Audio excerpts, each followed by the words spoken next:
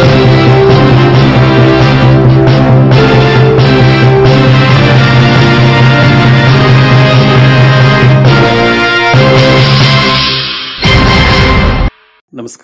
ಉದಯ news ಕರ್ನಾಟಕಕ್ಕೆ ಸ್ವಾಗತ. ರಾಜ್ಯಶಾಸ್ತ್ರಜ್ಞರು, ಸಂಪನ್ಮೂಲ ವ್ಯಕ್ತಿಗಳು ಆದಂತಹ ಹಾಗೂ ಉದಯ ನ್ಯೂಸ್ ಕರ್ನಾಟಕ ಸುದ್ದಿವಾಹಿನಿಯ ನಿರ್ದೇಶಕರಾದ ಡಾಕ್ಟರ್ ರವಿ ಶಾಮನೂರು ಅವರಿಂದ ಅಳಿವಿನಂಚಿನಲ್ಲಿರುವ ಸರ್ಕಾರಿ ಶಾಲೆಗಳ ಬಗ್ಗೆ ಮತ್ತು ಶಿಕ್ಷಣದ ಬಗ್ಗೆ ಮಾಹಿತಿ. ಈ ಬಗ್ಗೆ ಸಂವಾದದಲ್ಲಿ ಪಾಲ್ಗೊಳ್ಳುವವರು ನಮ್ಮ ದಾವಣಗೆರೆ ಪ್ರತಿನಿಧಿ ಕರಿಬಸವರಾಜು. ಬನ್ನಿ ನೋಡೋಣ. ನಮಸ್ಕಾರ. ಡಾಕ್ಟರ್ ರವಿ ಶಾಮನೂರ್ ಅವರೊಂದಿಗೆ ಸಂವಾದ ವಿಶೇಷ ಕಾರ್ಯಕ್ರಮಕ್ಕೆ ಸ್ವಾಗತ ಸರ್. ಕಾರ್ಯಕ್ರಮಕ್ಕೆ ಸ್ವಾಗತ ಸರ್. ಸರ್, ಇವತ್ತಿನ ಒಂದು ಸಂದರ್ಭದಲ್ಲಿ ಸರ್ಕಾರಿ ಶಾಲೆಗಳು ಅಳಿವಿನಂಚಿನಲ್ಲಿವೆ. ಇದ್ರ ಬಗ್ಗೆ ಏನು ಹೇಳ್ತೀರಿ? ಇದಕ್ಕಿಂತ ಮುಂಚಿತವಾಗಿ ಶಿಕ್ಷಣದ ಮಹತ್ವವೇನು ನಮಗೆಲ್ಲ ಸರ್? ಸಮಾಜದ ಸರ್ವತೋಮುಖ ಅಭಿವೃದ್ಧಿ ಆಗಬೇಕಾದ್ರೆ ಶಿಕ್ಷಣ ಅನಿವಾರ್ಯ ಮತ್ತು ಅತ್ಯಗತ್ಯ. ಅದರ ಅರ್ಥದಲ್ಲೇ ನಾವು ಅದರ ಮಹತ್ವವನ್ನು ನಾವು ನೋಡಬೇಕಾಗ್ತದೆ. ಈಗ ಸರ್ಕಾರಿ ಶಾಲೆಗಳು ಅಳಿವಿನಲ್ಲಿವೆ ಅನ್ನೋ ವಿಚಾರ ನೋಡಿದಾಗ ಇಲ್ಲಿ ಬಹುಮುಖ್ಯವಾದಂಥ ಕೊರತೆ ಏನಂತ ಅಂದರೆ ಸರ್ಕಾರದ ನೀತಿ ನಿಯಮಗಳಾಗಿರ್ಬೋದು, ಪದೇ ಪದೇ ಬದಲಾಗ್ತಕ್ಕಂಥ ಸರ್ಕಾರಗಳಾಗಿರ್ಬೋದು, ಅಥವಾ ಈ ಜನಸಾಮಾನ್ಯರು ಶಿಕ್ಷಣಕ್ಕೆ ಕೊಡ್ತಕ್ಕಂಥ ಮಹತ್ವ ನೋಡ್ಬೋದು. ಈ ಎಲ್ಲ ವಿಚಾರದಾಗ ನೋಡಿದಾಗ ಖಾಸಗಿ ಶಿಕ್ಷಣ ಅಥವಾ ಸರ್ಕಾರಿ ಶಿಕ್ಷಣಕ್ಕೆ ಸಂಬಂಧಪಟ್ಟಂಥ ಹೋಲಿಕೆ ಮಾಡಿದಾಗ ಈ ಸರ್ಕಾರಿ ಶಾಲೆಗಳು ಅಳಿವಿನಂಚಿದೆ ಅಂತಕ್ಕಂಥ ಪ್ರಶ್ನೆ ನಮಗೆ ಉದ್ಭವಿಸ್ತದೆ. ಯಾಕೆ ಬಹುಮುಖ್ಯವಾದಂಥ ವಿಚಾರ ಅಂದರೆ ಸರ್ಕಾರ ಏನು ಸವಲತ್ತುಗಳನ್ನು ಕೊಡ್ತದೋ ಆ ಸವಲತ್ತುಗಳನ್ನು ಸರ್ಕಾರಿ ಶಾಲೆಗಳಿಗೆ ಕೊಡ್ತಾ ಇಲ್ಲ. ಮೊದಲನೇದಾಗಿ ಬಹುಮುಖ್ಯವಾದಂಥದ್ದು. ಎರಡನೇದಾಗಿ ಪಾಲಿಸಿಗಳನ್ನು ಏನು ಮಾಡ್ತಾರಲ್ಲ, ಅಂದರೆ ಸರ್ಕಾರಿ ಶಾಲೆಗಳು ಸಕ್ಸಸ್ಫುಲ್ ಆಗಲಿಕ್ಕೆ ಏನು ಬೇಕು? ಬಿಲ್ಡಿಂಗ್ ಕನ್ಸ್ಟ್ರಕ್ಷನ್ ಆಗಿರ್ಬೋದು, ಇನ್ಫ್ರಾಸ್ಟ್ರಕ್ಚರ್ ಆಗಿರ್ಬೋದು, ನಂತರ ಅಲ್ಲಿಗೆ ಸಂಬಂಧಪಟ್ಟಂಥ ಶಿಕ್ಷಕರಾಗಿರ್ಬೋದು, ಅಥವಾ ಪೀಠೋಪಕರಣಗಳಾಗಿರ್ಬೋದು, ಲೈಬ್ರರಿಗೆ ಸಂಬಂಧಪಟ್ಟಂತಾಗಿರ್ಬೋದು, ಅಥವಾ ಅಲ್ಲಿನ ವಾತಾವರಣ ಪರಿಸರಕ್ಕೆ ಸಂಬಂಧಪಟ್ಟಂಥದ್ದಾಗಿರ್ಬೋದು. ಇಲ್ಲಿ ಸಂಪನ್ಮೂಲಗಳ ಕೊರತೆ ಒಂದು ಕಡೆ ಕಾಣ್ತಾ ಇದೆ. ಬಿಲ್ಡಿಂಗ್ ಕನ್ಸ್ಟ್ರಕ್ಷನ್ನು ಸರಿ ಇಲ್ಲದೆ ಇರತಕ್ಕಂಥದ್ದು ಇರ್ಬೋದು, ಅಲ್ಲಿನ ಪರಿಸರದ ವಾತಾವರಣ ಸರಿ ಇಲ್ಲದೆ ಇರತಕ್ಕಂಥದ್ದನ್ನು ನಾವು ನೋಡ್ತೀವಿ. ಜೊತೆಗೆ ಅಲ್ಲಿನ ಶಿಕ್ಷಕರ ನೇಮಕಾತಿಯಲ್ಲೂ ಕೂಡ ಸಂಪನ್ಮೂಲಗಳ ಅಥವಾ ಅವರನ್ನು ಆಯ್ಕೆ ಮಾಡುವ ಪ್ರಕ್ರಿಯೆಯಲ್ಲೂ ಕೂಡ ತೊಡಕಾಗಿದೆ ಅಂತಕ್ಕಂಥದ್ದನ್ನು ನೋಡ್ತೀವಿ. ಅಲ್ಲಿ ಎಲ್ಲರೂ ಕೂಡ ಅಪ್ಡೇಟ್ ಆಗ್ತಾ ಇಲ್ಲ. ಅಂದರೆ ಖಾಸಗಿ ಶಾಲೆಯಲ್ಲಿ ಪ್ರತಿಯೊಂದು ಕೂಡ ಅಪ್ಡೇಟ್ ಆಗ್ತಾ ಇಲ್ಲ. ಅಂದರೆ ಆ ಕಾರಣಕ್ಕೋಸ್ಕರವಾಗಿ ಅಲ್ಲಿ ಸಕ್ಸಸ್ ಆಗದೆ ಇರತಕ್ಕಂಥದ್ದನ್ನು ಅಳಿವಿನ ಅಂಚಿಲಿರಲಿಕ್ಕೆ ಬಹುಮುಖ್ಯವಾದಂಥ ಕಾರಣ ಅಂತ ನಾವು ನೋಡಬೇಕಾಗ್ತದೆ. ಇನ್ನೊಂದು ಪ್ರಶ್ನೆಯನ್ನು ಕೇಳಲಿಕ್ಕೆ ಇಷ್ಟಪಡ್ತೀನಿ ಸರ್. ಇವಾಗ ಕೇಂದ್ರ ಮತ್ತು ರಾಜ್ಯ ಸರ್ಕಾರ ಸರ್ಕಾರಿ ಶಾಲೆಗಳನ್ನು, ಅಂದರೆ ಅದರಲ್ಲೂ ಕೂಡ ಕನ್ನಡ ಸರ್ಕಾರಿ ಶಾಲೆಗಳನ್ನು ಅಭಿವೃದ್ಧಿ ಮಾಡಲಿಕ್ಕೋಸ್ಕರ ಜಂಟಿಯಾಗಿ ಏನು ಮಾಡಬೇಕಾಗಿದೆ? ಇನ್ನು ಮತ್ತೆ ಶಾಸಕರು ಮತ್ತು ಸಂಸದರು ಸರ್ ಇವಾಗ ಒಂದೊಂದು ಶಾಲೆಗಳನ್ನು ದತ್ತು ತೆಗೆದುಕೊಳ್ತಾ ಇದ್ದಾರೆ. ದತ್ತು ತೆಗೆದುಕೊಂಡ ಶಾಲೆಗಳು ಮಾತ್ರ ಅಭಿವೃದ್ಧಿ ಆಗ್ತಾ ಇದೆ ಸರ್, ಆದರೆ ಇನ್ನುಳಿದ ಶಾಲೆಗಳು ಅಭಿವೃದ್ಧಿ ಆಗ್ತಾ ಇಲ್ಲ. ಸೊ ಹಂಗಂದ್ರೆ ಒಂದು ಕಣ್ಣಿಗೆ ಬೆಣ್ಣೆ, ಒಂದು ಕಣ್ಣಿಗೆ ಸುಣ್ಣ ಅನ್ನೋಂತಾಗಿದೆ ಸರ್. ಇದ್ರ ಬಗ್ಗೆ ಏನು ಹೇಳ್ತೀರಿ ಸರ್ ತಾವು? ಇಲ್ಲಿ ಭಿನ್ನಾಭಿಪ್ರಾಯ ಯಾಕೆ ನೋಡ್ತೀವಿ ಅಂತಂದರೆ, ಶಿಕ್ಷಣ ಸರ್ಕಾರದ ಸಮವರ್ತಿ ಪಟ್ಟಿ ಅಂತ ನೋಡ್ತೀವಿ, ಅದರಲ್ಲಿ ಬರ್ತದೆ. ಅಂದರೆ ಸಂವಿಧಾನದಲ್ಲಿ ಏನಾಗಿದೆ ಅಂದರೆ ಅಧಿಕಾರವನ್ನು ಸಂವಿಧಾನದಲ್ಲಿ ಕೇಂದ್ರ, ರಾಜ್ಯ ಮತ್ತು ಸ್ಥಳೀಯ ಸರ್ಕಾರಗಳಿಗೆ ಕೆಲವು ಅಧಿಕಾರವನ್ನು ಕೊಡಲ್ಪಟ್ಟಿರ್ತದೆ. ಅದರಲ್ಲಿ ಬಹುಮುಖ್ಯವಾಗಿ ನಾವು ನೋಡ್ತೀವಿ ಕೇಂದ್ರ ಪಟ್ಟಿ, ರಾಜ್ಯ ಪಟ್ಟಿ ಮತ್ತು ಸಮವರ್ತಿ ಪಟ್ಟಿ ಅಂತ. ಕೇಂದ್ರ ಪಟ್ಟಿಯಲ್ಲಿರ್ತಕ್ಕಂಥದ್ದು ಕೇಂದ್ರಗಳು ನಿರ್ಧಾರ ಮಾಡ್ತಾ ಇರ್ತದೆ, ರಾಜ್ಯ ಪಟ್ಟಿಯನ್ನು ರಾಜ್ಯ ನಿರ್ಧಾರ ಮಾಡ್ತಾ ಇರ್ತದೆ. ಇದು ಶಿಕ್ಷಣ ಸಮವರ್ತಿ ಪಟ್ಟಿಯಲ್ಲಿ ಇರ್ತಕ್ಕಂಥದ್ದು ಇರ್ತದೆ. ಇಲ್ಲಿ ಉದಾಹರಣೆ ನಾವು ಮೊನ್ನೆ ತಾನೇ ಈಗ ನೋಡ್ತಾ ಇದ್ದೀವಿ, ಸಮಗ್ರ ಶಿಕ್ಷಣ ನೀತಿ ತರ್ತಾ ಇದ್ದಾರೆ ಅಂತ.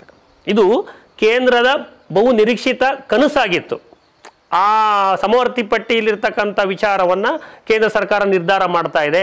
ಆದರೆ ಇಲ್ಲಿ ಕೇಂದ್ರ ಏನಂದರೆ ನಿರ್ಧಾರ ಮಾಡಿ ಒಂದು ಚೌಕಟ್ಟನ್ನು ಮಾಡಿ ಏನೇನು ಮಾಡ್ಬೋದು, ಏನು ಸಮಗ್ರವಾಗಿ ನಿರ್ಧಾರ ಮಾಡ್ಬೋದು, ಅದರ ಶಿಕ್ಷಣದ ಸರ್ವತೋಮುಖ ಅಭಿವೃದ್ಧಿಗೆ ಏನು ಮಾಡ್ಬೋದು ಅಂತ ಎಲ್ಲ ಒಂದು ಪಾಲಿಸಿಯನ್ನು ಸಮಗ್ರವಾಗಿ ನಿರ್ಧಾರ ಮಾಡಿ ಅದನ್ನೇನು ಮಾಡ್ತದೆ. ಈಗಾಗಲೇ ನಿಮಗೆ ಗೊತ್ತಿರೋಕ್ಕೆ ಕೇಂದ್ರದ ಕ್ಯಾಬಿನೆಟ್ಟಲ್ಲಿ ಅನುಮೋದನೆ ನೀಡಿದೆ. ಕೇಂದ್ರದ ಕ್ಯಾಬಿನೆಟ್ಟಲ್ಲಿ ಅನುಮೋದನೆ ನೀಡಿದ ನಂತರ ಅದೇನಾಗಿದೆ, ಈಗ ಸಂಸತ್ತಿನ ಅನುಮೋದನೆ ಪಡಿಬೇಕಾಗಿದೆ. ಅಲ್ಲಿ ಸಂಸತ್ತಿನ ಅನುಮೋದನೆ ಅಂದರೆ ಕೇಂದ್ರದ ಸಂಸತ್ತು ಮತ್ತು ರಾಜ್ಯಸಭೆಯಲ್ಲಿ ಅನುಮೋದನೆ ಪಡೆದು ರಾಷ್ಟ್ರಪತಿಗಳ ಅಂಕಿತ ಆದ ನಂತರ ಆ ಪಾಲಿಸಿಯನ್ನು ಕೇಂದ್ರ ಸರ್ಕಾರ ರಾಜ್ಯಗಳಿಗೆ ಕಳಿಸ್ತದೆ. ರಾಜ್ಯ ಅದನ್ನು ಅನುಷ್ಠಾನ ತಳಿಸುವಂಥ ಜವಾಬ್ದಾರಿ ರಾಜ್ಯದ್ದಾಗಿರ್ತದೆ. ಇಂಥ ಸಂದರ್ಭದಲ್ಲಿ ಏನಾಗಿದೆ ಅಂದರೆ ಕೆಲವು ಸಂದರ್ಭದಲ್ಲಿ ಕೇಂದ್ರದಲ್ಲಿ ಬೇರೆ ಸರ್ಕಾರ, ರಾಜ್ಯದಲ್ಲಿ ಬೇರೆ ಸರ್ಕಾರ ಇದ್ದಾಗ ಕೇಂದ್ರದ ಸರ್ಕಾರ ನಾನ್ಯಾಕೆ ಜವಾಬ್ದಾರಿ ತಗೋಬೇಕು, ಕೇಂದ್ರ ಸರ್ಕಾರಕ್ಕೆ ನಾವ್ಯಾಕೆ ಸಪೋರ್ಟ್ ಮಾಡಬೇಕು ಅಂತಕ್ಕಂಥ ಕೆಲವು ಪಾಲಿಸಿಗಳಲ್ಲಿ ಭಿನ್ನಾಭಿಪ್ರಾಯಗಳು ಆಗಿರಬಹುದು. ಬಟ್ ಈ ಪ್ರಸ್ತುತ ನೋಡಿದಾಗ ಕರ್ನಾಟಕದಲ್ಲಿ ಕೇಂದ್ರದಲ್ಲೂ BJP ಸರ್ಕಾರ ಮತ್ತು ರಾಜ್ಯದಲ್ಲೂ BJP ಸರ್ಕಾರ ಇದೆ. ಮೊನ್ನೆ ತಾನೇ ಸಮಗ್ರ ಶಿಕ್ಷಣ ನೀತಿ ಜಾರಿಗೊಳಿಸಬೇಕು ಅಂತಕ್ಕಂಥ ಹೇಳಿದ ತಕ್ಷಣವೇ ರಾಜ್ಯದಲ್ಲಿ ಶಿಕ್ಷಣಕ್ಕೆ ಸಂಬಂಧಪಟ್ಟಂಥ ಸಚಿವರು ತುಂಬ ಆತುರರಾಗಿದ್ದಾರೆ. ನಾವೇ ಇಡೀ ರಾಷ್ಟ್ರದಲ್ಲಿ ಪ್ರಥಮವಾಗಿ ಕರ್ನಾಟಕದಲ್ಲಿ ಜಾರಿಗೊಳಿಸಬೇಕು ಅಂತಕ್ಕಂಥದ್ದು. ಈ ಹಂಬಲ ಅಭಿಲಾಷೆ ಇದ್ದರೆ ನಿರಂತರವಾಗಿ ಅಂದರೆ ನಿಖರವಾಗಿ ಹೇಳ್ಬೋದು ಶಿಕ್ಷಣ ಸುಧಾರಿಸ್ತದೆ ಅಂತಕ್ಕಂಥದ್ದು. ಇಲ್ಲಿ ರಾಜಕೀಯ ಪ್ರೇರಿತವಾಗಿ ಇರಬಾರ್ದು. ಅಂದರೆ ಉದ್ದೇಶ ಸಮಾಜದ ಸರ್ವತೋಮುಖ ಅಭಿವೃದ್ಧಿಗೆ ಶಿಕ್ಷಣದ ಒತ್ತನ್ನು ನೀಡುವಂಥ, ಶಿಕ್ಷಣದ ಬಗ್ಗೆ ಕಾಳಜಿ ಇರ್ತಕ್ಕಂಥ, ಶಿಕ್ಷಣದ ಬಗ್ಗೆ ಅನುಕಂಪ ಅಥವಾ ಶಿಕ್ಷಣವನ್ನು ಕೊಡಬೇಕು, ಸರ್ವರೂ ಶಿಕ್ಷಣವನ್ನು ಪಡಿಬೇಕು ಅಂತಕ್ಕಂಥ ಮನೋಭಾವ ಈ ಶಾಸಕರಿಗಿದ್ದರೆ ಅಥವಾ ಅನುಷ್ಠಾನ ಪಡುವಂಥ ಅಧಿಕಾರಿಗಳಿಗಿದ್ದರೆ ನಿಜವಾಗಲೂ ಕೂಡ ಶಿಕ್ಷಣ ಸರ್ವತೋಮುಖ ಅಭಿವೃದ್ಧಿಗೆ, ಸಮಾಜದ ಸರ್ವತೋಮುಖ ಅಭಿವೃದ್ಧಿಗೆ ಸಮಾಜದ ಅತ್ಯಂತ ಕಟ್ಟ ಕಡೆಯ ವ್ಯಕ್ತಿಗೂ ಕೂಡ ಶಿಕ್ಷಣ ದೊರಕುತ್ತದೆ. ಆದರೆ ಇಲ್ಲಿ ಸರ್ಕಾರ ಭಿನ್ನಾಭಿಪ್ರಾಯಗಳಿಂದ ಅನುಷ್ಠಾನ ಜಾರಿ ತರ್ತಾರಲ್ಲ ಅವರ ಭಿನ್ನಾಭಿಪ್ರಾಯದಿಂದ ಮಾತ್ರ ಶಿಕ್ಷಣ ಸುಧಾರಣೆಗೆ ಭಿನ್ನಾಭಿಪ್ರಾಯ ಆಗ್ತಾ ಇದೆ ಅಂತಕ್ಕಂಥದ್ದನ್ನು ನೋಡ್ಬೋದು. ಬಟ್ ಇತ್ತೀಚೆಗೆ ಈ ಸಹಜವಾಗಿ ನೋಡ್ತೀವಿ, ಸಮಾಜದಲ್ಲಿರ್ತಕ್ಕಂಥ ವ್ಯಕ್ತಿಗಳು, ಸಾರ್ವಜನಿಕ ಸಂಘ ಸಂಸ್ಥೆಗಳಾಗಿರ್ಬೋದು ಅಥವಾ ಸರ್ಕಾರದಲ್ಲಿರ್ತಕ್ಕಂಥ ಅಧಿಕಾರಿಗಳಾಗಿರ್ಬೋದು ಅಥವಾ ಜನಪ್ರತಿನಿಧಿಗಳಾಗಿರ್ಬೋದು, ಈಗ ಒಂದು ಹಂತದಲ್ಲಿ ಅಂತ ಇದೆ, ಶಿಕ್ಷಣ ಸರ್ವರಿಗೂ ಬೇಕಾಗಿದೆ, ಶಿಕ್ಷಣ ಕೊಡಲಿಕ್ಕೆ ನಾವೆಲ್ಲ ಪ್ರಯತ್ನ ಪಡೋಣ ಅಂತಕ್ಕಂಥ ನಿಟ್ಟಿನಲ್ಲಿ ಸರ್ಕಾರಗಳು ಕೂಡ ಸಮಾಜಮುಖಿಯಾಗಿ, ಕಲ್ಯಾಣಮುಖಿಯಾಗಿ, ಸರ್ವರ ಕಲ್ಯಾಣಕ್ಕೋಸ್ಕರ ಕೆಲಸ ಮಾಡುವಂಥ ನಿಟ್ಟಿನಲ್ಲಿ ಕೆಲಸ ಮಾಡ್ತಲೇ ಇದೆ ಎಂಬತಕ್ಕಂಥ ಒಂದು ಸಂದರ್ಭವನ್ನು ನಾವು ನೋಡ್ತಾ ಇದ್ದೀವಿ. ಈ ನಿಟ್ಟಿನಲ್ಲಿ ನಾವು ನೋಡ್ತಾ ಇದ್ದೀವಿ ಸರ್ಕಾರಿ ಶಾಲೆಗಳು ಯಾಕೆ ಉನ್ನತೀಕರಣ ಆಗಿಲ್ಲ ಅಂದಾಗ ಇಲ್ಲಿ ರಾಜ್ಯ ಸರ್ಕಾರಗಳ ಅನುಷ್ಠಾನದಲ್ಲಿ ಸಮಸ್ಯೆ ಇದೆ, ಅಲ್ಲಿ ಸಂಪನ್ಮೂಲಗಳ ಸಮಸ್ಯೆ ಇದೆ. ಅಂದರೆ ಉದಾಹರಣೆ ನಾವು ನೋಡ್ತೀವಿ, ಇದುವರೆಗೂ GDP ಕೇಂದ್ರದ GDP ಏನಿತ್ತಲ್ಲ, ರಾಷ್ಟ್ರೀಯ ಒಟ್ಟು ಉತ್ಪಾದನೆಯಲ್ಲಿರ್ತಕ್ಕಂಥದ್ದಲ್ಲಿ 4.3% ಪ್ರಮಾಣವನ್ನು ಮಾತ್ರ ಶಿಕ್ಷಣಕ್ಕೆ ಕೊಡ್ತಾ ಇತ್ತು. ಈಗ ಹೊಸ ಶಿಕ್ಷಣ ನೀತಿಯಲ್ಲಿ 6% ಕೊಡಬೇಕು ಅಂತಕ್ಕಂಥದ್ದು ನಾವು ನೋಡ್ತೀವಿ. ಇದು ನಿಜವಾಗ್ಲೂ ಕೂಡ ಈ ಶಿಕ್ಷಣ ಪಡೆಯುವಂಥವರಿಗೆ ಅಥವಾ ಶಿಕ್ಷಣದ ಬಗ್ಗೆ ಯೋಚನೆ ಮಾಡುವಂಥವರಿಗೆ ಖುಷಿ ಕೊಡುವಂಥ ಒಂದು ವಾತಾವರಣವಾಗಿದೆ. ಈ ನಿಟ್ಟಿನಲ್ಲಿ ರಾಜ್ಯ ಸರ್ಕಾರಗಳು ಕ್ರಮ ಕೈಗೊಳ್ಳಬೇಕು. ಅದರ ಜೊತೆಗೆ ಶಿಕ್ಷಣದ ಮೌಲ್ಯವನ್ನು ಹೆಚ್ಚಿಸಲಿಕ್ಕೆ ಶಿಕ್ಷಣ ಸಂಸ್ಥೆಯಲ್ಲಿರ್ತಕ್ಕಂಥವರು ಕ್ರಮ ಕೈಗೊಳ್ಳಬೇಕು. ಈಗ ಅದರ ಜೊತೆಯಾಗಿ ಈ ಪ್ರಜಾಪ್ರತಿನಿಧಿಗಳು ಅಂತ ಏನು ಕರಿತೀವಲ್ಲ, ಉದಾಹರಣೆಯಾಗಿ MLAಗಳಾಗಿರ್ಬೋದು, MP ಗಳಾಗಿರ್ಬೋದು, ರಾಜ್ಯಸಭಾ ಸದಸ್ಯರಾಗಿರ್ಬೋದು, ಜಿಲ್ಲಾ ಪಂಚಾಯಿತಿ ಸದಸ್ಯರಾಗಿರ್ಬೋದು, ತಾಲೂಕ್ ಪಂಚಾಯಿತಿ ಸದಸ್ಯರಾಗಿರ್ಬೋದು ಅಥವಾ ಸ್ಥಳೀಯ ಮಟ್ಟದಲ್ಲಿ ಗ್ರಾಮ ಪಂಚಾಯಿತಿ ಸದಸ್ಯ ಅಥವಾ ಕಾರ್ಪೊರೇಟರ್ ಅಥವಾ ಕೌನ್ಸಿಲ್, ಇವರೆಲ್ಲರೂ ಕೂಡ ಅವ್ರದ್ದು ಆದ ಜವಾಬ್ದಾರಿ ಇದೆ.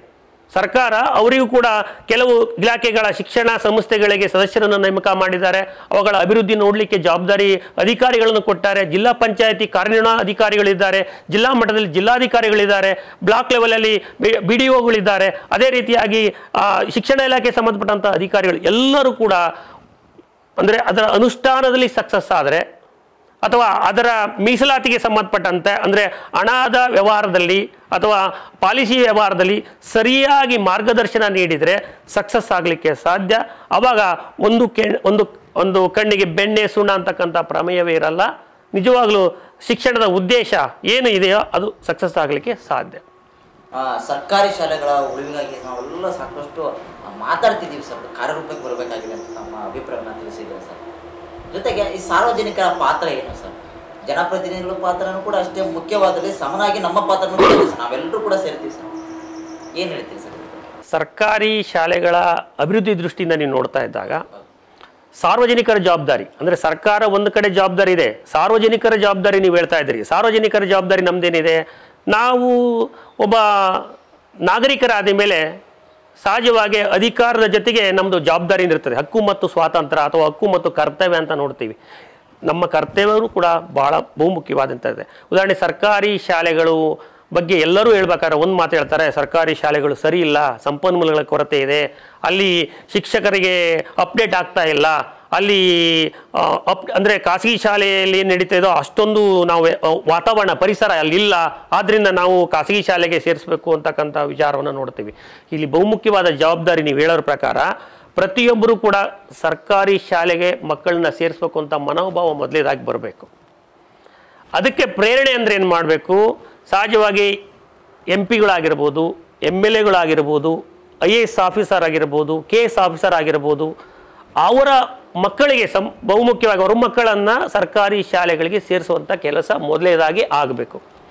ಯಾಕೆಂದರೆ ಅದನ್ನು ನೋಡ್ತಾರೆ, ಜನಸಾಮಾನ್ಯರು ನೋಡ್ತಾರೆ. ಒಬ್ಬ ಅಧಿಕಾರಿ ಮಗ, ಒಬ್ಬ MLA ಮಗ, ಒಬ್ಬ MP ಮಗ, ಒಬ್ಬ ತಾಲೂಕ್ ಪಂಚಾಯತಿ ಮಕ್ಕಳು ಸರ್ಕಾರಿ ಶಾಲೆಯಲ್ಲಿದ್ದಾರೆ ಅಂದಾಗ ಸಹಜವಾಗಿ ನಾವು ಅಲ್ಲೇ ಸೇರಿಸ್ಬೇಕು ಅಂತಕ್ಕಂಥ ಜನಸಾಮಾನ್ಯರ ಮನೋಭಾವ ಆ ರೀತಿ ಬೆಳೀತದೆ. ಜೊತೆಗೆ ಯಾವಾಗ ನಮ್ಮ ಮಕ್ಕಳು, ಯಾವುದೇ ವ್ಯಕ್ತಿ ಆಗಲಿ, ತಮ್ಮ ಮಕ್ಕಳು ಯಾವ ಶಾಲೆಯಲ್ಲಿದ್ದಾರೆ ಅಂದಾಗ ಆ ಶಾಲೆಯ ಸವಲತ್ತುಗಳ ಬಗ್ಗೆ ಕಾಳಜಿ ಇರ್ತದೆ.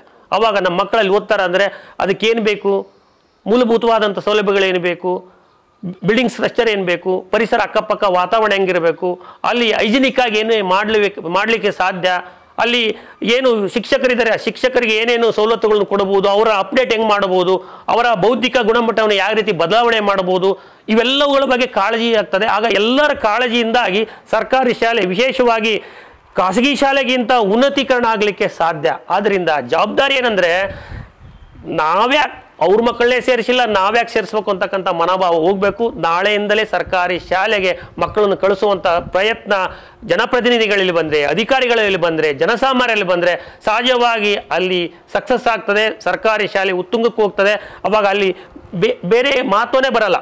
ಅಂದರೆ ಖಾಸಗಿ ಸಂಸ್ಥೆಗೆ ಮಹತ್ವನೇ ಹೋಗ್ಬಿಡುತ್ತೆ. ಅವಾಗ ಎಲ್ಲರೂ ಸರ್ಕಾರಿ ಶಾಲೆಯಲ್ಲಿ, ಖಾಸಗಿ ಶಾಲೆಯಲ್ಲಿ ಏನು ಸೌಲಭ್ಯ ಸಿಗುತ್ತದೋ ಆ ಎಲ್ಲ ಸೌಲಭ್ಯಕ್ಕಿಂತ ಹೆಚ್ಚಿನದಾಗಿ ಸರ್ಕಾರ ಮಾಡಬಹುದು. ಯಾಕಂದರೆ ಸರ್ಕಾರಕ್ಕೆ ಸಂಪನ್ಮೂಲಗಳ ಕೊರತೆ ಏನಿರಲ್ಲ. ಅನೇಕ ಅಂದರೆ 10 ಇಲಾಖೆಗಳಿರ್ತವೆ. 10 ಇಲಾಖೆಗಳ ಅನೇಕ ಆರ್ಥಿಕವಾದಂಥ ಅಂದರೆ ಆರ್ಥಿಕವಾಗಿ ಏನೇನು ಬೇಕೋ ಸೋರ್ಸನ್ನು ಕಲೆಕ್ಟ್ ಮಾಡುವಂಥ ಅಧಿಕಾರ ಸರ್ಕಾರಕ್ಕೆ ಇರುತ್ತದೆ. ಹೆಚ್ಚಿನ ಒತ್ತನ್ನು ಶಿಕ್ಷಣಕ್ಕೆ ಕೊಟ್ಟರೆ, ಹೆಚ್ಚಿನ ಮಹತ್ವವನ್ನು ಶಿಕ್ಷಣಕ್ಕೆ ಕೊಟ್ಟರೆ, ಹೆಚ್ಚಿನ ಅನುದಾನವನ್ನು ಶಿಕ್ಷಣ ಕೊಟ್ಟರೆ, ಹೆಚ್ಚಿನ ಸವಲತ್ತುಗಳನ್ನು ಶಿಕ್ಷಣ ಕೊಟ್ಟರೆ ಸಹಜವಾಗಿ ಸಕ್ಸಸ್ ಆಗಲಿಕ್ಕೆ ಸಾಧ್ಯ. ಆದ್ದರಿಂದ ಇದು ಸಾರ್ವಜನಿಕರ ಜವಾಬ್ದಾರಿ ಅಥವಾ ಪ್ರತಿನಿಧಿಗಳ ಜವಾಬ್ದಾರಿ, ಎಲ್ಲರ ಜವಾಬ್ದಾರಿ ಇದ್ದರೆ ನಿಜವಾಗಲೂ ಕೂಡ ಸರ್ಕಾರಿ ಶಾಲೆಗಳು ಕೂಡ ಉನ್ನತೀಕರಣ ಆಗ್ತವೆ, ಸಕ್ಸಸ್ ಆಗ್ತದೆ. ಆ ರೀತಿ ಖಾಸಗಿ ಮತ್ತು ಸರ್ಕಾರಿ ಅಂತಕ್ಕಂಥ ಭಿನ್ನಾಭಿಪ್ರಾಯಗಳೇ ಸಮಾಜದಲ್ಲಿ ಇರಲ್ಲ. ಸರ್ಕಾರಿ ಶಾಲೆಗಳ ಬಗ್ಗೆ ಇಷ್ಟೆಲ್ಲ ಮಾಹಿತಿ ಕೊಟ್ರಿ ಸರ್. ಸರ್ಕಾರಿ ಶಾಲೆಗಳನ್ನ ಜನಪ್ರತಿನಿಧಿಗಳು ಅಷ್ಟೇ ಕಾಪಾಡೋದ್ರಲ್ಲಿ ಮುಖ್ಯ ಅಲ್ಲ, ನಾವು ಕೂಡ ಸಾರ್ವಜನಿಕರು ಕೂಡ ನಾವೆಲ್ಲರೂ ಕೂಡ ಮುಖ್ಯ ಆಗ್ತೀವಿ.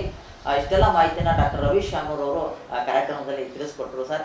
ಕಾರ್ಯಕ್ರಮಕ್ಕೆ ಬಂದಿದ್ದಕ್ಕೆ ಧನ್ಯವಾದಗಳು ಸರ್. ನಮಸ್ಕಾರ.